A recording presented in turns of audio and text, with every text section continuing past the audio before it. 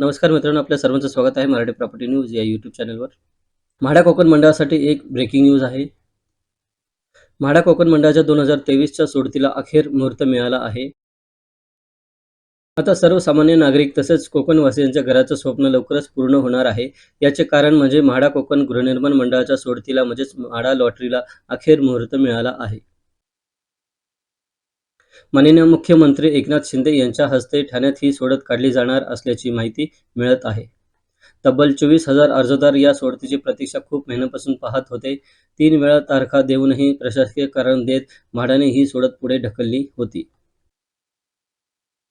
मात्र आता कोकणातील तब्बल 5,311 घरांसाठी 24 फेब्रुवारी 2024 रोजी सोडत निघणार आहे. ठाण्यात मुख्यमंत्री एकनाथ शिंदे यांच्या हस्ते सोडत काढली जाणार आहे. ही सोडत 13 डिसेंबर 2023ला प्रस्तावित होती, मात्र प्रशासकीय कारण देत ही पुढे ढकलण्यात आली होती.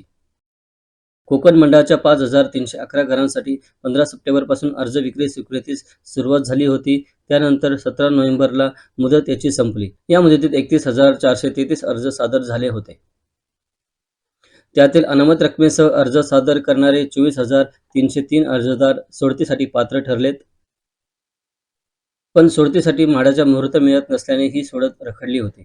मात्र आता मुहूर्त मिळालं आणि ही सोडत आता 24 फेब्रुवारी 2024ला मुख्यमंत्र्यांच्या हस्ते होणार आहे. आशा करतो की तुम्हाला ही माहिती आवडली असेल. तर प्लीज लाईक करा, शेअर करा, सबस्क्राईब करा आणि बेल आयकॉनला क्लिक करायचं मात्र विसरू नका. जेणेकरून तुम्हाला पुढे जे महत्त्वाचे व्हिडिओ येणार आहेत त्याची नोटिफिकेशन्स मिळतील.